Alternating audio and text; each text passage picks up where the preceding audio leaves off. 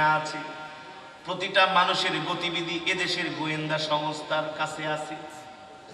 20 বছরের উপরে যাদের বয়স তাদের সবার ডাটা আছে, সবার খবর রাখে দেশের গোয়েন্দা সংস্থা। কিরামান কাতিবিনা ইয়ালামুনা মা তাফআলুন। দুনিয়ার মানুষ যদি এত খবর রাখতে পারে, আপনার আমার দুই কাঁধের মধ্যে আল্লাহ দুইটা ফেরেশতা নিযুক্ত করে রেখেছেন, ঠিক কিনা বলেন? কিরামান কাতিবিনা ইয়ালামুনা মা তাফআলুন। কই যাইবা? 40,000 ফিট উপরে যাও যদি গুনাহ করো, আল্লাহ দেখে কি দেখে না? 1000 ফিট মাটির নিচে যাও যদি গুনাহ করো, আল্লাহ দেখে কি দেখে না? ইন্নাল্লাহা খাবীরুম বিমা তা'মালুন। আল্লাহ সব খবর রাখে। ইন্নাল্লাহা সামিউম বাসীর। আল্লাহ তাআলা সদা সর্বদা সব দেখে, ঠিক কিনা বলে? সেই রব্বে কারীম বলছেন, এ দুনিয়ার মানুষ, আলাম নাজআল লাহু আইনাইন।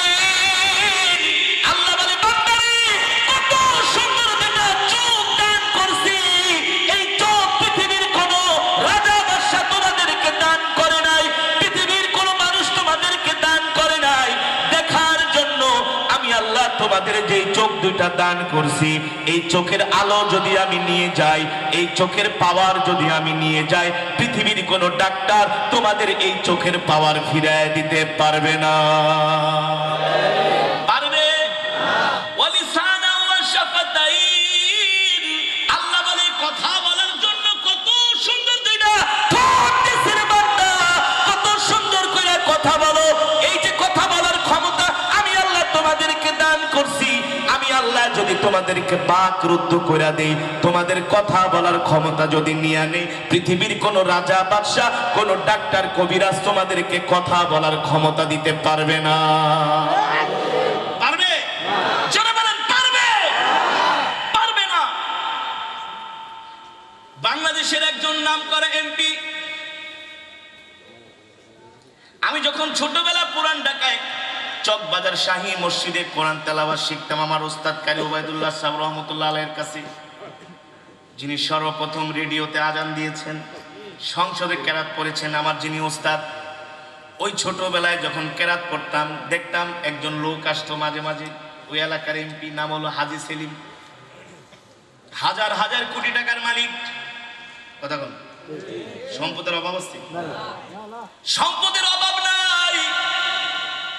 বেচারা 6-7 বছর আগের থেকে তার জবান দিয়া কথা বের হয় না, সে বাকরুদ্ধ হয়ে গেছে, কথা বলতে পারে না। এখন কথা বলে, মুখ দিয়া কথা বের হয় না। কোটি কোটি টাকা খরচ করে বিদেশে চিকিৎসা করেছে, কথা বলতে পারে না। আল্লাহ বলে, বান্দা ওয়ালিসানা ওয়া শাফাতাইন, দুইটা ঠোঁট দিছি, একটা জিহ্বা দিছি। এই ঠোঁটটাই জবানটা দিয়েছি। কেন দিয়েছি রে বান্দা? এই যে দুইটা ঠোঁট আর দুইটা জিহ্বা দিছি, একটা জিহ্বা দিয়েছি লিসানুন মানে জিহ্বা, শাফাতাইন মানে ঠোঁট, দুইটা ঠোঁট একটা জিহ্বা আমি আল্লাহ তোমাদেরকে দান করেছি। কেন দান করেছি? এই জবান দিয়া তোমরা বেশি বেশি কোরআনের তেলাওয়াত করবা আর আমার নামের জিকির করবা, ঠিক কিনা বলে? কথা মিলে কি মিলে না? আল্লাহ বলে এমনি এমনি নিয়ামত গুলো দেই নাই। কত মানুষকে তো আমি আল্লাহ বিকলাঙ্গ বানাচ্ছি, পাও নাই, হাত নাই। কত সুন্দর হাঁটো, চলো। একটা পাও যদি কোন রকম অবশ হয়ে যায়, দেখবা তোমার পাশে আর কেউ নাই, তুমি হয়ে যাবা পরিবারের জন্য বোঝা। দুইটা চোখ যদি তোমার না থাকে, একদিন, 2 দিন, 1 বছর, 2 বছর, 3 বছর পরে তোমার আর কেউ খবরও নিবে না। আল্লাহ বলে, বান্দা এত নিয়ামত আমি আল্লাহ তোদেরকে দান করেছি। যার চোখ নাই সেই বোঝে চোখের মর্ম কি। যার দুইটা চোখ নাই তার জন্য এই দুনিয়াটা অন্ধকার, ঠিক কিনা বলে? আল্লাহ তাআলা বলে, বান্দা তুমি তোমার শরীরের দিকে তাকায় দেখো, আমি আল্লাহ তোমাদেরকে কত নিয়ামত দান করেছি। আল্লাহ তাআলা বলে, বান্দারে এই যে আমি তোমাদেরকে এত নিয়ামত দিলাম, এমনি এমনি দেই নাই রে বান্দা। আফা হাসিবতুম আন্নামা খলাকনাকুম আবাসা ওয়া আন্নাকুম ইলাইনা লা তুরজাউন। আল্লাহ বলে আমি তোমাদেরকে এই যে সুস্থ রাখছি, আজ আবার যদি অসুস্থ করে দেই তোমাদের কোনো ক্ষমতা নাই। কথা কম। সুস্থ থাকতে বেশি বেশি ইবাদত করো। যুবক বয়সে ইবাদত তুমি কইরা যে মজা পাবা, বৃদ্ধ বয়সে ওই মজাটা পাবা না। কারণ যুবক বয়সে একবার ওযু করলে এক ওযু দিয়া 3-4 ওয়াক্ত নামাজ পড়া যায়, আর বৃদ্ধ বয়সে এক ওযু দিয়া 1 ওয়াক্ত নামাজও ঠিক মতো পড়া। কথা কোন? যুবক বয়সে তুমি যেভাবে আল্লাহর কদমে সিজদা দিতে পারবা, ওইভাবে বৃদ্ধ বয়সে আল্লাহর কদমে সিজদা দিতে পারবা না। আল্লাহ বলে এ বান্দা, এই যে এত নিয়ামত আমি তোমাদেরকে দিলাম, কেন দিলাম? কেন দিলাম? মনে করো না আমি আল্লাহ তোমাদেরকে এই নিয়ামতগুলো এমনি এমনি দিয়েছি। আফাহাসিবতুম আন্নামা খলাকনাকুম আবাসা ওয়া আন্নাকুম ইলাইনা লা তুরজাউন। আল্লাহ তাআলা বলেন তোমরা কি ধারণা করো, তোমরা কি এমনটা মনে করো আমি আল্লাহ তোমাদেরকে দুনিয়াতে এমনি এমনি পাঠাইছি? আমি আল্লাহ শুধু দুনিয়াতে তোমাদেরকে টাকা পয়সা ইনকাম করার জন্য পাঠাইছি, নেতা হওয়ার জন্য, নেত্রী হওয়ার জন্য, মন্ত্রী এমপি হওয়ার জন্য, বড় বড় ব্যবসায়ী হওয়ার জন্য, বড় বড় চাকরিজীবী হওয়ার জন্য, 1000 কোটি টাকার সম্পদের মালিক হওয়ার জন্য কি আমি আল্লাহ তোমাদেরকে দুনিয়াতে পাঠাইছি? আল্লাহ বলে না না না, আমি আল্লাহ দুনিয়াতে একমাত্র তোমাদেরকে পাঠাইছি আমার গোলামি করার জন্য। ঠিক কিনা বলে? আগে আমার গোলামি করবা। কার গোলামি? আল্লাহ বলে আগে আমার গোলামি করবা, আমার ইবাদত করবা। তাহলে আমরা কেমন ইবাদতই করি বলেন? ফজরের সময় মসজিদে গেলে মুসল্লি পাওয়া যায় না, ইশারের সময় মসজিদে গেলে মসজিদে মুসল্লি পাওয়া যায় না, অথচ রাত 3টা বাজে মুসলমানরা ফুটবল খেলার জন্য জেগে থাকে। আপনারা কয়দিন দেখেছেন আপনাদের এলাকার মসজিদে মুসলমানরা এসে তাহাজ্জুদের নামাজ পড়ছে? কিন্তু ফুটবল খেলার জন্য ঠিকই পেয়েছেন, ঠিক না? আর এই দেশের মুসলমান হলো গরু খাওয়া মুসলমান, এই দেশের মুসলমান হলো 6 নম্বর মুসলমান, এদেশের মুসলমান হলো সুবিধাবাদী মুসলমান। যে ইবাদতটা করতে সুবিধা ওইটা করে, যে ইবাদত করতে বেশি কষ্ট ইবাদত করে না। এর বড় প্রমাণ হলো ফুটবল খেলা বিশ্বকাপের দিন আমরা ওয়াজ মাহফিলে, যে মাহফিলে 5000 মানুষ হয়, ওই মাহফিলে মাত্র 1 থেকে 1,500 মানুষ। কোথায় গেলেন? বলো ইমাম সাহেব বলে হুজুর মসজিদ ও মুসল্লি হয় না, সব খেলা নিয়ে ব্যস্ত। আল্লাহ বলে এ বান্দা আমি তো তোদেরকে এমন চাই না, তোরা সব কিছুর চাইতে আমাকে ভালোবাসবে। ঠিক কিনা বলেন? রাগ করতেছেন? আল হাক্কু মুররুন, হক কথা তিতা। আল্লাহ তাআলা বলে বান্দা দুনিয়াতে তোদেরকে পাঠাইছি কিছু সময় পরীক্ষার জন্য। পরীক্ষায় পাস না করলে তো জান্নাত পাবি না। আল্লাহ বলে জান্নাতটা তো এত সোজা না। তো সোজা? আল্লাহ বলে জান্নাতটা তো এত সোজা না। এই জান্নাত পেতে হলে ঈমানের পরীক্ষা দিতে হয়। ঠিক কিনা বলেন? কেমন ঈমানের পরীক্ষা? যে ঈমানের পরীক্ষা দিতে দিতে পয়গম্বররা পর্যন্ত হয়রান হয়ে গেছে। কেমন ঈমানের পরীক্ষা রে মুসলমান? আমরা তো আজকে এমন মুসলমান হয়ে গেছি, একটু ঠান্ডা কাশি লাগলে, জ্বর আসলে আমরা আল্লাহকে দোষারোপ করি।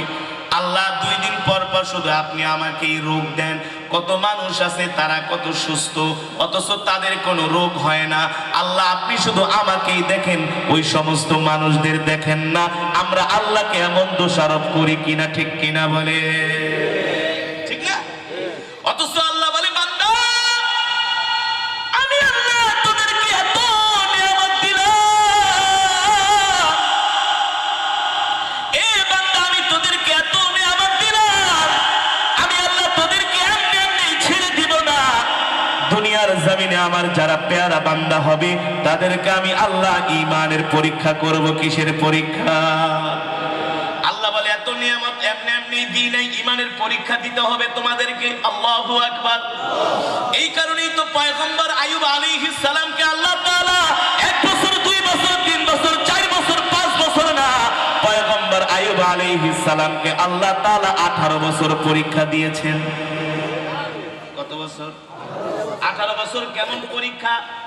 আইয়ুব আলাইহিস সালামের ধন সম্পদের কোনো অভাব ছিল না, সন্তান সন্ততির অভাব ছিল না, স্ত্রীদের অভাব ছিল না, প্রভাব প্রতিপত্তির কোনো অভাব ছিল না। হঠাৎ করে আল্লাহ তাআলা আইয়ুব আলাইহিস সালামকে ঈমানের পরীক্ষা করার জন্য, ধৈর্যশীল পরীক্ষা করার জন্য আল্লাহ তাআলাকে কতটুকুন পয়গম্বর আল্লাহকে ভালোবাসে, আল্লাহর উপর তাওয়াক্কুল করে, আল্লাহর উপর ধৈর্য ধারণ করে, আল্লাহকে হৃদয়ের গভীর থেকে কতটা ভালোবাসে, এই ভালোবাসা পরীক্ষা করার জন্য পয়গম্বরকে আল্লাহ তাআলা এমন একটা রোগ দিলেন, যেই রোগ পা থেকে শুরু হয়েছিল, পা থেকে পুষতে পুষতে একেবারে কোমর পর্যন্ত চলে আসলো। এবার পয়গম্বরের শরীরের গন্ধে এলাকার মানুষ থাকতে পারে না, যার সামনে কোনো মানুষ কোনো কথা বলতো না। আজকে এলাকার মানুষ এসে বলে, আইয়ুব হয় আপনি এলাকায় থাকেন, নাইলে আমরা এলাকা থেকে চলে যাই। পয়গম্বর তো কোনো মানুষকে কষ্ট দিতে পারেন না। পয়গম্বর বলে, ভাই আমার অসুস্থ হয়েছে, আমি এলাকা ছেড়ে চলে যাই, তোমরাই এলাকায় থাকো। এই কথা বলে পয়গম্বর গহীন জঙ্গলে স্ত্রীকে নিয়ে চলে গেলেন, জঙ্গলের মধ্যে বসবাস শুরু করলেন। পয়গম্বরের শরীর পচতে পচতে পা থেকে কোমর পর্যন্ত চলে আসছে, কোমর থেকে পচতে পচতে পুরা শরীর পচন ধরা শুরু করছে। পয়গম্বরের সামনে কেউ আসতে পারে না, শরীর থেকে এমন দুর্গন্ধ বের হয়। পয়গম্বর আইয়ুব আলাইহিস সালাম মোটেও ভেঙে পড়েন নাই, মোটেও চিন্তিত হন নাই। তিনি আল্লাহর উপর সবর করেছেন, আল্লাহর উপর ধৈর্য ধরেছেন, আর বলেছেন, আল্লাহ আপনি আমাকে যে রোগ দিয়েছেন, পৃথিবীর কোনো মানুষের ক্ষমতা নাই এই রোগ ভালো করার। আপনি যদি আমাকে ভালো করে দেন, এক মুহূর্তের মধ্যেই ভালো করতে পারেন। ঠিক কিনা বলে? আল্লাহ আপনি আমাকে যতই রোগ দেন না কেন, আমি কিন্তু আপনার পথ থেকে দূরে সরে। সুবহানাল্লাহ। কেমন ঈমান ছিল পয়গম্বরের, কেমন ঈমান ছিল পয়গম্বরের। পুরো শরীর পচতে পচতে ক্ষত বিক্ষত হয়ে গেল। হঠাৎ করে পয়গম্বর একদিন ফজরের নামাজ পড়লেন। ফজরের নামাজ পড়ার পরে দেখেন পয়গম্বরের জিহ্বার মধ্যে পোকা ধরা শুরু হয়েছে, পচন শুরু হয়ে গেছে। পয়গম্বর আসমানের দিকে ডাক দিয়া বলেন, আল্লাহ আল্লাহ আল্লাহুম্মা গফির ওয়ারহাম, আল্লাহ আপনি আমার উপর রহম করেন, দয়া করেন, আল্লাহ আপনি আমাকে শিফা করেন। পুরা শরীর আপনি আল্লাহ পচায় ফেলেছেন, আমার কোনো দুঃখ নাই, কষ্ট নাই, আমি আপনার উপরে খুশি, আমি আপনার উপরে সন্তুষ্ট। এই পর্যায়ে এসো মাবুদ, আমি আপনার শুকরিয়া আদায় করছি যে আপনি আমার জিহ্বাটা ভালো রেখেছেন। অন্তত এই জিহ্বাটা দিয়ে আমি আপনার মধুর জিকির করতেছি। আল্লাহু আকবার। তবে মালিক আজকে দেখতেছি ফজরের পর থেকে আমার জিহ্বায় পচন ধরা শুরু করেছে। পয়গম্বর ডাক দিয়া বলে, আল্লাহ শরীরের সবগুলো অঙ্গ প্রত্যঙ্গ আপনি পচায় ফেলান, আমার কোনো আফসোস নাই, আমার কোনো দুঃখ নাই। তবে আল্লাহ আপনি আমার জিহ্বাটা পচায়েন না। যদি আমার জিহ্বা পচে যায় তাহলে আপনার নামের মধুর জিকির আমি কিভাবে করব? আল্লাহু আকবার। এই কথা বলার পরে আল্লাহ তাআলার রহমতের দরিয়ায় জোশ মেরেছে। আল্লাহু আকবার। আল্লাহ জিবরাইলকে পাঠিয়ে দিয়েছে, জিবরাইল 1 বছর 2 বছর 3 বছর না, আমি আমার আইয়ুবকে 18 বছর পর্যন্ত পরীক্ষা করলাম, ঈমানের পরীক্ষা। আমার আইয়ুব আমার থেকে দূরে সরে যায় নাই। আমার আইয়ুব শুকরগুজারি বান্দা হিসাবে আমার আইয়ুব পাস করেছি। এ ফেরেশতা, এ জিবরাইল, আমি আমার আইয়ুবকে আর পরীক্ষা দিতে চাই না, আমি আমার আইয়ুবকে আর কষ্ট দিব না। আমার আইয়ুব 1 নম্বরে ঈমানের পরীক্ষায় পাস করছে। তুমি আমার আইয়ুবকে যায়া বলে দাও। জিবরাইল আলাইহিস সালাম পয়গম্বরের কাছে আসলেন। অসুস্থ অবস্থায় জঙ্গলের মধ্যে শুয়ে আছেন, নিথর দেহটা পয়গম্বরের পড়ে আছে, পুরো শরীরটা পচন ধরে গেছে, পুরো শরীরটা পচন ধরে আছে। জিবরাইল আয়েশা ডাক দিয়া বলেন, পয়গম্বর আপনি কেমন আছেন? পয়গম্বর বলে, আলহামদুলিল্লাহ জিবরাইল ভাই আমি ভালো আছি, আল্লাহ আমাকে অনেক ভালো রেখেছেন। আল্লাহু আকবার। পুরো শরীর পচে গেছে, তারপরও কার শুকর আদায় করছেন? আরো জোরে বলেন। আমরা হইলে কি করতাম? আমরা হইলে তো করতাম আমার জীবনটা শেষ, আল্লাহ কি দেখে না? আমরা কষ্ট অভিমান করতাম, আল্লাহকে দোষারোপ করতাম। পয়গম্বর এত সুন্দর সুস্থ মানুষটা জঙ্গলের মধ্যে অসুস্থ অবস্থায় পড়ে আছে, এর থেকে আমাদের শিক্ষা নেওয়ার দরকার আছে কি আছে না? জোরে বলেন, শিক্ষা নেওয়ার দরকার আছে কি আছে না? পয়গম্বর আইয়ুব আলাইহিস সালামের নিথর শরীরটা পড়ে আছে, শরীর মোবারক। জিবরাইল আলাইহিস সালাম দেখতেছেন এই অবস্থা। আল্লাহ তাআলা জিবরাইলকে ডাক দিয়া বলেন, ও জিবরাইল আমার আইয়ুবকে বলো, উরকুদ বিরিজিলিকা হাদা মুগতাসালুম বারিদুম ওয়া শারাব। আল্লাহু আকবার। আমার আইয়ুব অনেক ঈমানের পরীক্ষা দিয়েছে, আর না আর না, আমার আইয়ুবকে আর ঈমানের পরীক্ষা দেওয়া লাগবে না, আমার আইয়ুব ঈমানের পরীক্ষায় পাশ করছে। আল্লাহ তাআলা বলে, জিবরাইল আইয়ুবকে বলে দাও তার পা দিয়া যাতে মাটির উপরে গুতা মারে। কি মারে? মাটির উপরে যাতে করে আস্তে করে আঘাত করে। পয়গম্বর আইয়ুব আলাইহিস সালাম উরকুদ বিরিজিলিক, তিনি আস্তে করে তার পা দিয়া, ডান পা দিয়া একটু মাটির মধ্যে খোদা দিল, সাথে সাথে জমিন থেকে পানির ফোয়ারা বের হওয়া শুরু করলো। আল্লাহু আকবার। জোরে বলেন আল্লাহু আকবার। সাথে সাথে পানির মধ্যে পানির ফোয়ারা শুরু হয়ে গেল জমিন থেকে। এবার আল্লাহ নির্দেশ দিলেন, হাদা মুগতাসালুম বারিদুম ওয়া শারাব। এ আইয়ুব এই পানি দিয়ে এবার তুমি গোসল করো। কি করো? এই পানি দিয়ে তুমি গোসল করো। পয়গম্বর সেই পানি দিয়ে গোসল করলেন, সাথে সাথে আল্লাহ তাআলা তাকে পরিপূর্ণ সুস্থ বানায় দিলেন। আল্লাহু আকবার। জোরে বলেন আল্লাহু আকবার। ও মুসলমান, এমন করে শুধু আল্লাহ তাআলা পয়গম্বর আইয়ুব আলাইহিস সালামকে ঈমানের পরীক্ষা নেন না, আমাদের জাতির পিতা ইব্রাহিম আলাইহিস সালামকে নমরুদ আগুনের মধ্যে নিক্ষেপ করেছে। কোন জায়গায়? আগুনে। যখন নমরুদ আমার পয়গম্বর আমাদের জাতির পিতাকে নিক্ষেপ করে, নমরুদ বলেছিল, ইব্রাহিম আমার কাছে আত্মসমর্পণ করো। পয়গম্বর ডাক দিয়া বলে, না না না, তোমার কাছে কেন আত্মসমর্পণ করব? আমি আমার রবের কাছে আত্মসমর্পণ করব। নমরুদ ডাক দিয়া বলে, ইব্রাহিম বড় বড় কথা বলো না, বেশি কথা বললে কিন্তু আগুনের মধ্যে জ্বলে ছাই হয়ে যাবে। পয়গম্বর ডাক দিয়া বলে, নমরুদ রে, এই আগুনের মালিক তুমি না, আগুনের মালিক হলো আমার আল্লাহ। আল্লাহু আকবার। আমার মালিক যদি আমাকে সাহায্য করে, তুমি নমরুদ আমার একটা পশম পোড়াইতে পারবা না। পয়গম্বরকে আগুনের মধ্যে নিক্ষেপ করা হলো। একদিন, দুই দিন, তিন দিন, 4 দিন না, 5 দিন না, 40 দিন পর্যন্ত পয়গম্বরকে আগুনের অগ্নিকুণ্ডলের মধ্যে রেখে দেওয়া হলো। আল্লাহু আকবার। দাউ দাউ করে আগুন জ্বলতেছে, দাউ দাউ করে আগুন জ্বলতেছে। আল্লাহ তাআলা জিবরাইলকে ডাক দিয়া বলেন, জিবরাইল যাও যাও যাও, আমার ইব্রাহিমের কাছে যাও। আমার ইব্রাহিম ঈমানের পরীক্ষায় পাস করেছে। আমার ইব্রাহিম নমরুদের কাছে আত্মসমর্পণ করে নাই, নমরুদের কাছে মাথা নত করে নাই, আমার উপরে ভরসা করেছে, আমার উপরে ধৈর্য ধরেছে। আমি আল্লাহ তাআলা পয়গম্বর ইব্রাহিমকে যেই ঈমানের পরীক্ষা দিয়েছিলাম, ঈমানের পরীক্ষায় তিনি পাস করছে। আগুনকে যায় বলে দাও, কুলনা ইয়া নারু কুনি বারদান ওয়া সালামান আলা ইব্রাহিম। জিবরাইল ডাক দিয়ে বলে, আগুন আল্লাহ তাআলার নির্দেশ, এ আগুন তুমি ইব্রাহিমের জন্য শান্তিদায়ক হয়ে যাও।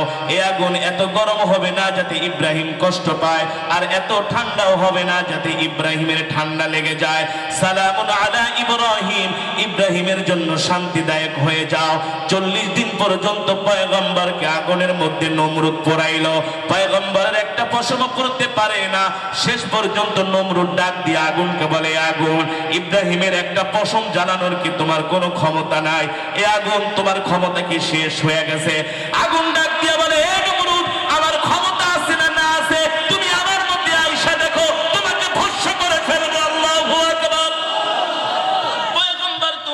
গোলাম, পয়গম্বর তো আল্লাহর বান্দা, আমি তো আগুন, তোমার কথায় চলি না নমরুদ, আমি আগুন চলি আল্লাহর কথায়, ঠিক কিনা বলেন? আমার রবের নির্দেশ হলো পয়গম্বরের একটা পশমও পড়বে না, পয়গম্বর এই আগুনের মধ্যে থাইকাই জান্নাতের সুখ অনুভব করবে।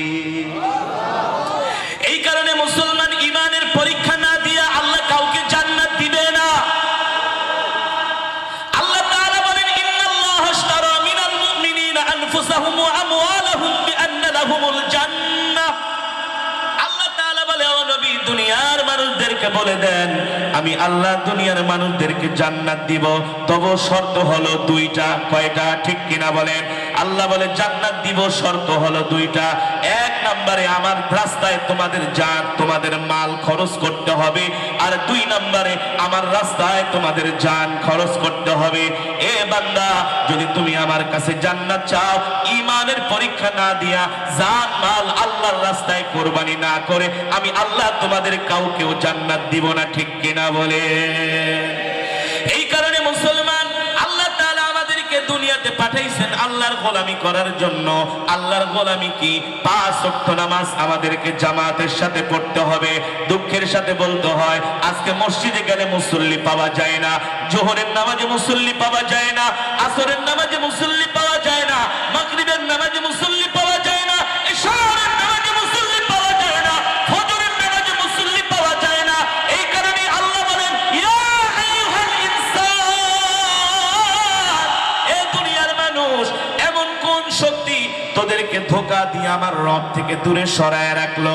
আমি আল্লাহ তোমাদেরকে জোহরেও মসজিদে পাই না, আসরেও মসজিদে পাই না, মাগরিবেও মসজিদে পাই না, ফজরেও মসজিদে পাই না। অথচ তোমরা যদি ঈমানের পরীক্ষা না দাও, তোমরা যদি এতটুকুন কষ্ট না করো, তাহলে আমি আল্লাহ তোমাদেরকে জান্নাত দিব না।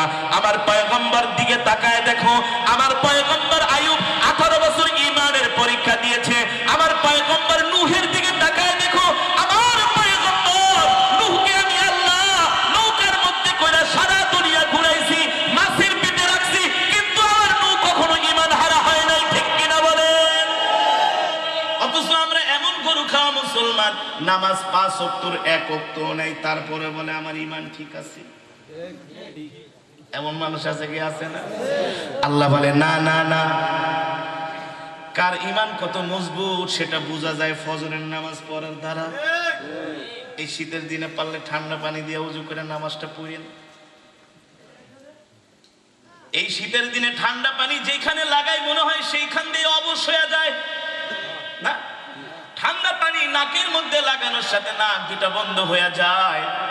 আল্লাহ বলে, বান্দারে, এতটুকুন কষ্ট না করতে পারলে জান্নাত কেমনে পাবি? জান্নাত তো আর টেকেরাটের রসগোল্লা না, টাঙ্গাইলের চমচম না।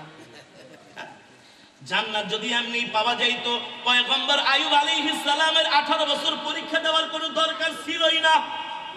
কথা কও, জান্নাত যদি এমনি পাওয়া যাইতো, পয়গম্বর আইয়ুব আলাইহিস সালাম, পয়গম্বর ইব্রাহিম আলাইহিস সালাম 80 বছর বয়সে একটা সন্তান পাইছে।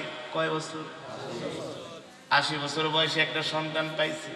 আল্লাহর কাছে কত দোয়া করছি, আল্লাহ আমাকে একটা সন্তান দাও, রব্বি জাআলনি মুকিমাস সালাতি ওয়া মিন যুররিয়াতি রব্বানা ওয়া তাকাব্বাল দুআ। আল্লাহ এমন একটা সন্তান দাও যে সন্তানকে দেখলে আমার কলিজা ঠান্ডা হয়ে যায়। 80 বছর বয়সে পয়গম্বরকে আল্লাহ একটা সন্তান দিছে। সন্তান দেওয়ার পরে আল্লাহর কেমন ঈমানের পরীক্ষা। পয়গম্বর থাকতেন সিরিয়ায়। কোথায়?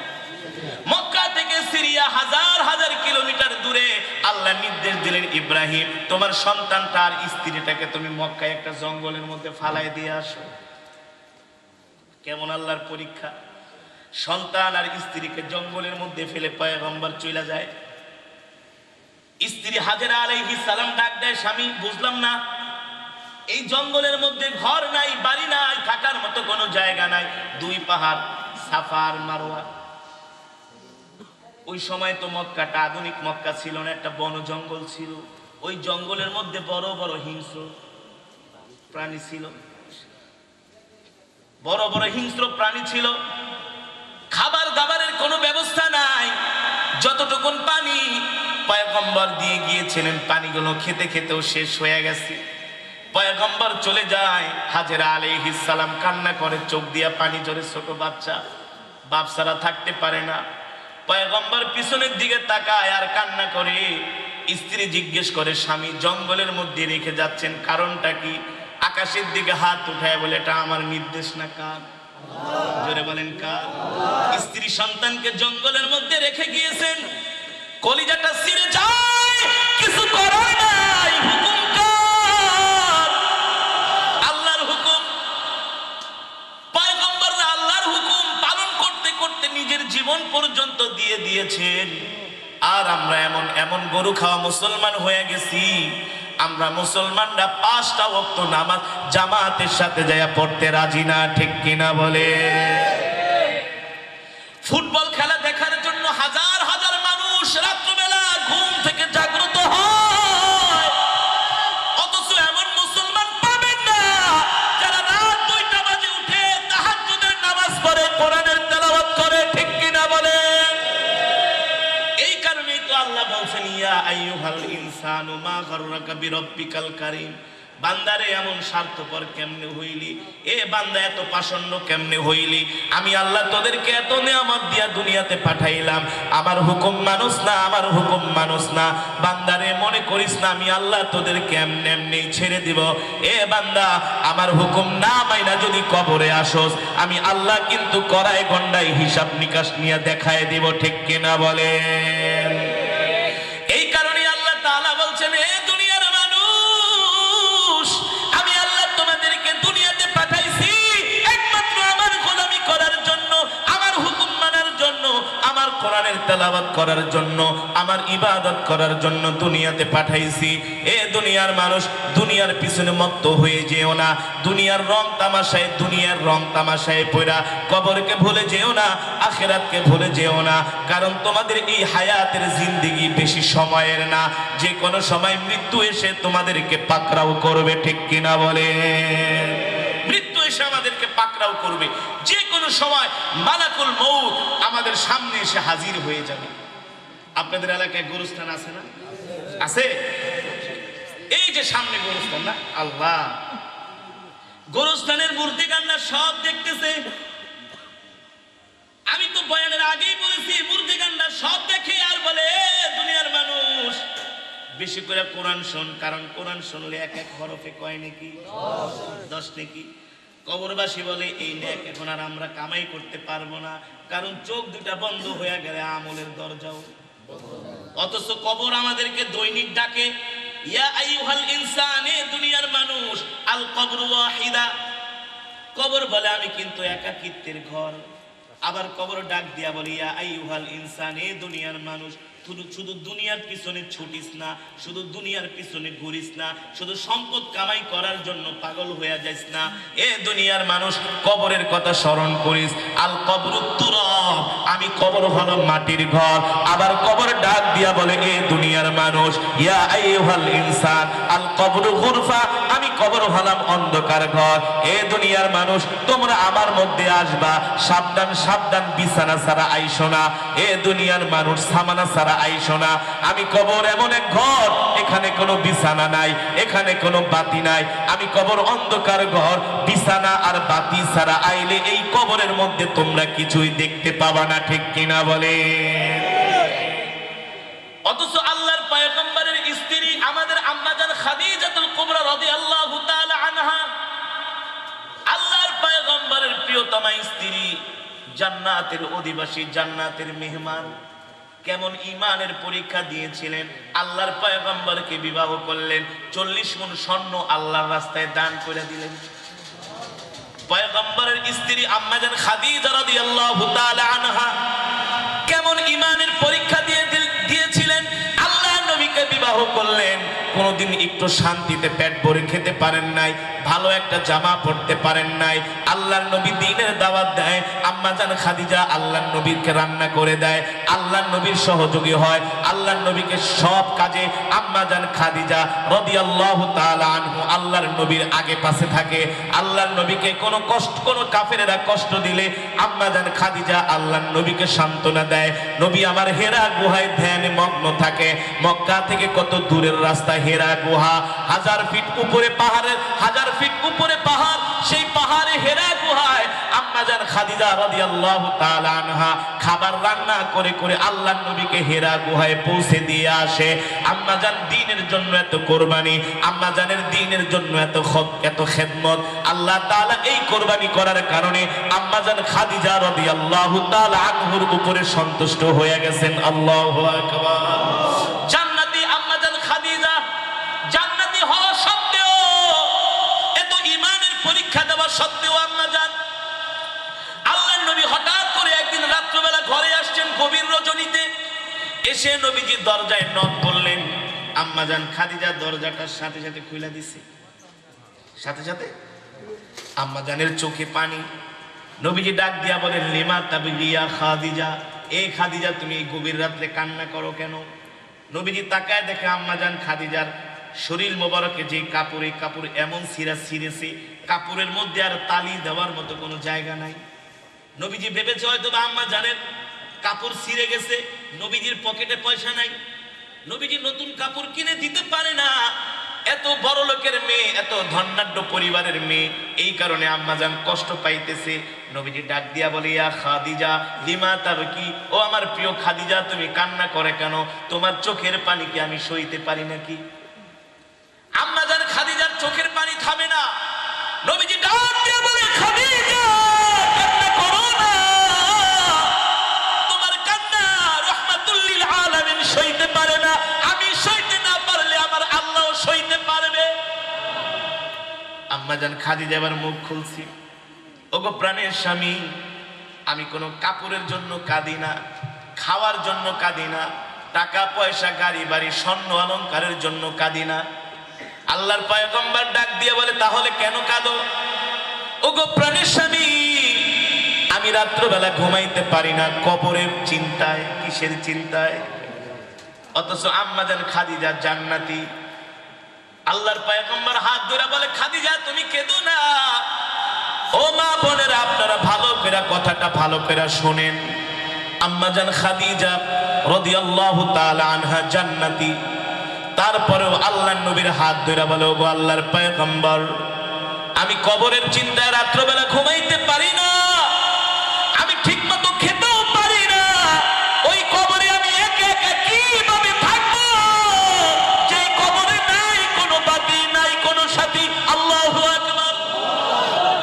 আপনি ছাড়া আমি ওই কবরের মধ্যে একা একা কিভাবে থাকবো? আল্লাহর নবী ডাক দিয়া বলে, খাদিজা তুমি চিন্তা করো না, তোমার ইন্তেকালের সাথে সাথে, কবরে রাখার সাথে সাথে আমার দুইজন স্ত্রী এসে তোমার সাথে সাক্ষাৎ করবে। কয়জন স্ত্রী? একজন হলেন আসিয়া, আরেকজন হলেন মারিয়াম। আম্মা জানের তাও কান্না থামে না, আম্মা জানের তাও কান্না থামে না। আল্লাহর পয়গম্বর বলে, খাদিজা কি করলে তোমার কান্না থামবে? আম্মা জান খাদিজা বলে, গো আমার প্রাণের স্বামী আল্লাহর নবী, আপনি আমাকে তিনটা জিনিস দিবেন কিনা? বলে, কোন তিনটা জিনিস? নবীজি বলে, তিনটা জিনিস যদি আমি তোমাকে দেই তাহলে কি তোমার কান্না থামবে নাকি? আম্মা জান খাদিজা বলে, তাহলে কান্না করব না। কি জিনিস চাও? আম্মা জান খাদিজা বলে, গো আল্লাহর নবী, আমি যখন ইন্তেকাল করব, আপনার শরীরের মধ্যে যে জুব্বা মোবারক আছে, একটা জুব্বা দিয়া কাফনের কাপড় বানায় আপনি আমাকে দাফন দিয়া দিবেন। আল্লাহ নবী বললেন, ঠিক আছে। 2 নম্বরে কি চাও? আপনি আপনার হাত দিয়ে আমাকে কবরের মধ্যে রাখবেন, কবরের চতুর্পাশে একটু পা দিয়া মোড়ায় দিবেন, মাটিগুলো পাড়িয়ে দিবেন। আল্লাহ নবী বললেন, ঠিক আছে। 3 নম্বরে কি চাও? ওগো আমার প্রাণের স্বামী আল্লাহর নবী, আমার সওয়ালের উত্তরগুলো আপনি দিয়ে দিবেন। আল্লাহ নবী বললেন, খাদিজা একজনের প্রশ্নের উত্তর আর একজনে দিতে পারে। কবর এমন এক ঘর, কবর এমন এক ভয়ঙ্কর ঘর, এখন মরে গেলে সর্বোচ্চ সকাল 10টার মধ্যে। এই দুনিয়া একটা স্বার্থপরের জায়গা রে বাবা, এই দুনিয়া একটা কঠিন বিচিত্রময় জায়গা।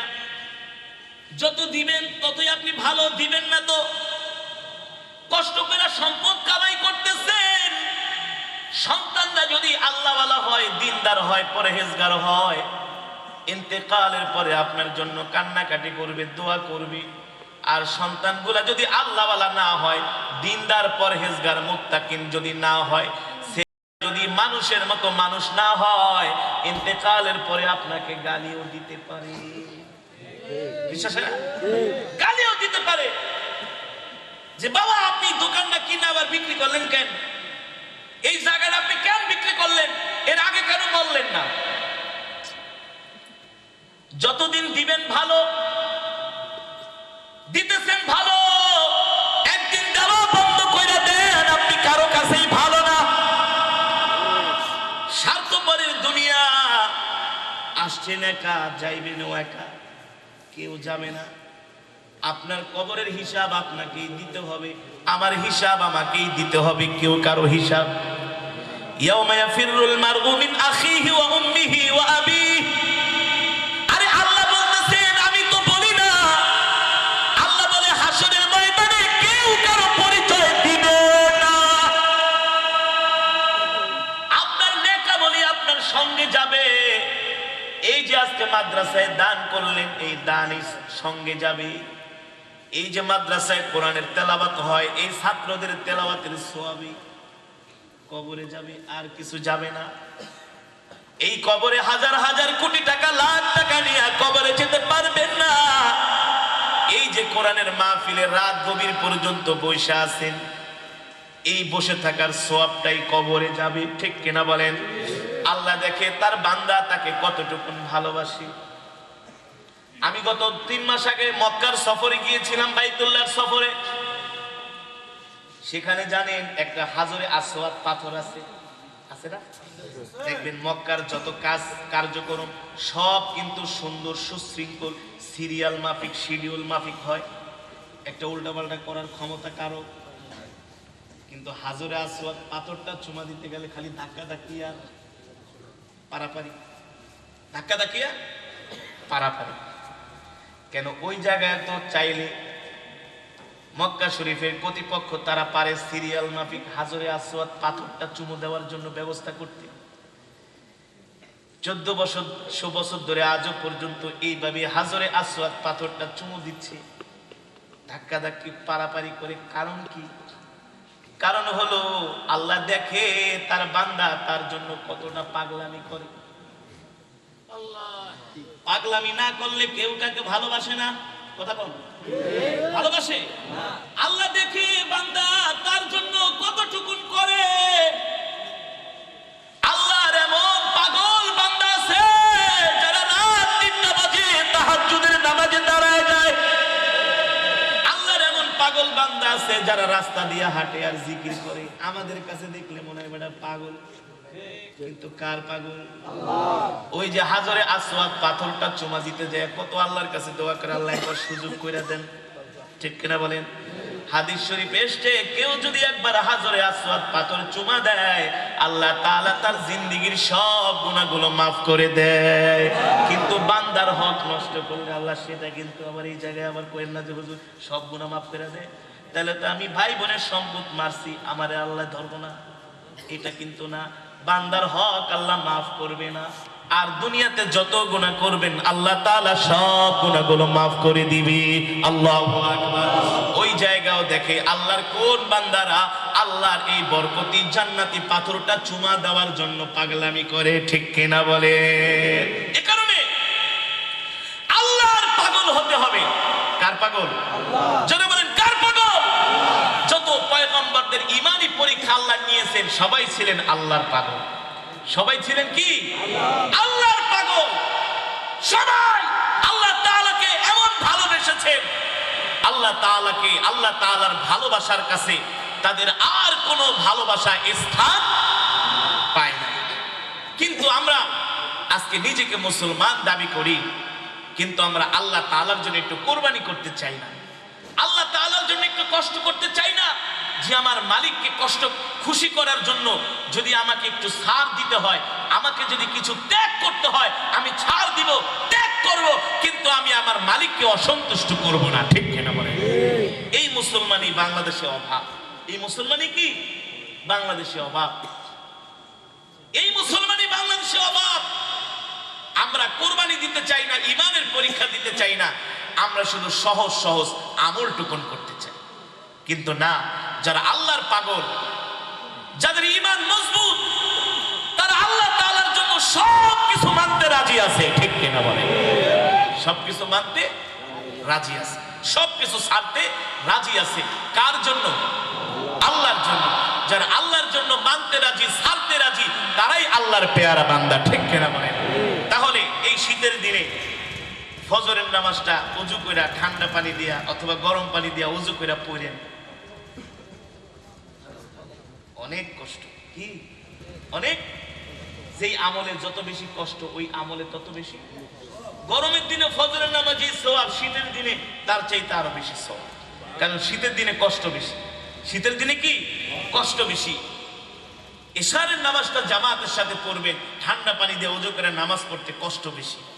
এ কারণে যে আমলের মধ্যে যত বেশি কষ্ট, যত বেশি মেহনত, ওই আমলের মধ্যে আল্লাহ তাআলা তত বেশি বরকত দান করেন, ঠিক কিনা ভাই? এ কারণে মুসলমান, এতক্ষণ আপনাদেরকে যে বয়ান করলাম, এর মূল বিষয় হলো আল্লাহ আমাদের সকলের থেকে ঈমানের পরীক্ষা নেবেন। কিসের পরীক্ষা ভাই? ঈমানের পরীক্ষা নেওয়া ছাড়া আল্লাহ কাউকে জান্নাত দিবে সেটা আল্লাহ যে কোনো উপায়ে নিতে পারেন, যে কোনো ওয়েতে, যে কোনো পরিস্থিতিতে নিতে পারেন। এ কারণে মুমিন সদা সর্বদা ঈমানের পরীক্ষা দেওয়ার জন্য তৈয়ার থাকতে হবে, ঠিক কিনা বলেন? প্রস্তুত থাকতে হবে। এই কবরে আমাদেরকে চলে যেতে হবে।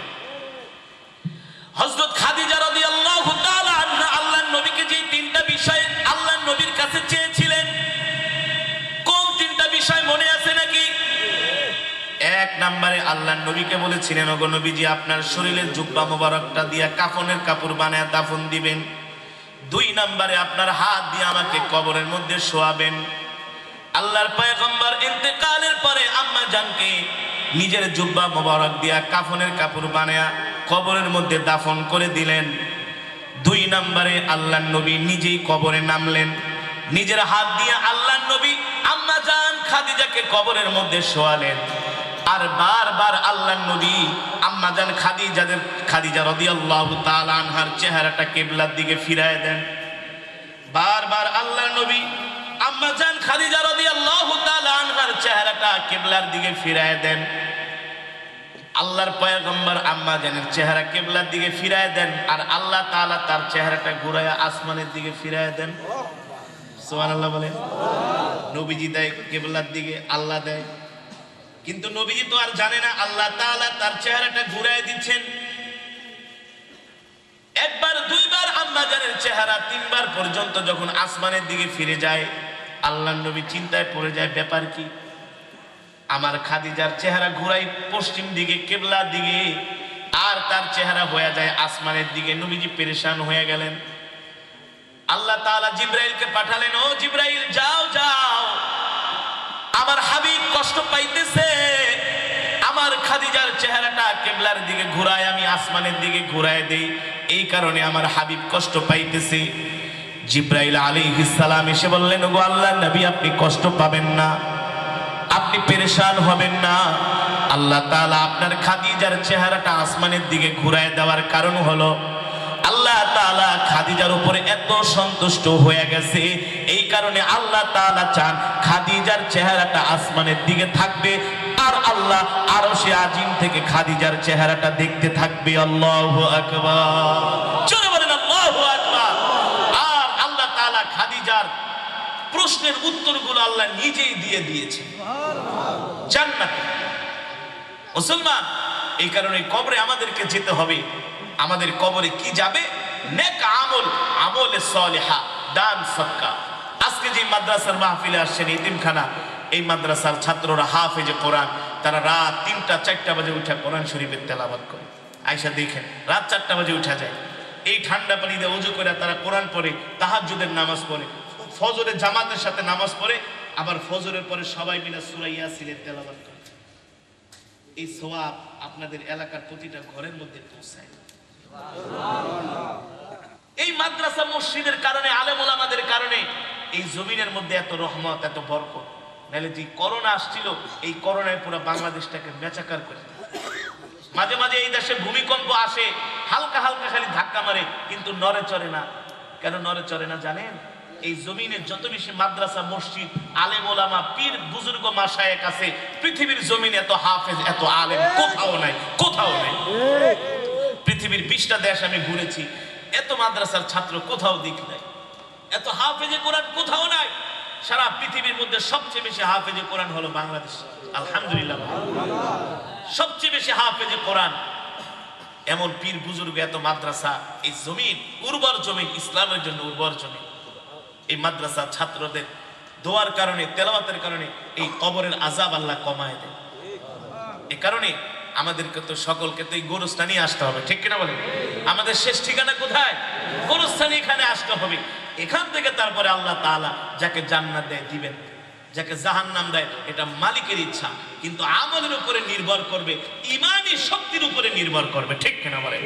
তাহলে যেহেতু আমাদের আল্লাহ তাআলার কাছে দান সদাকাগুলো অনেক বেশি পছন্দ, দান সদাকাগুলো অনেক বেশি পছন্দ, এ কারণে মাদ্রাসার জন্য কেউ কে আসেন যে হুজুর মাদ্রাসার ছাত্রদের জন্য আমি প্রতি মাসে 1 বস্তা করে চাউল দিব, এমন কোন আল্লাহর বান্দা আছেন? এক প্রতি মাসে না পড়লে 2 মাস পরে 1 বস্তা করে দিবেন, এমন কি কোনো আল্লাহর বান্দা আছেন যে হুজুর আমার নামটা লেখায় দেন, আমার মা বাবা ইন্তেকাল করছে, তাদের নামে আমি প্রতি মাসে অথবা 1 মাস 2 মাস পর পরে আমি মাদ্রাসায় 1 বস্তা করে লিল্লা বোর্ডিংয়ে 3 খানা চাউল দিব, এমন কোন আল্লাহর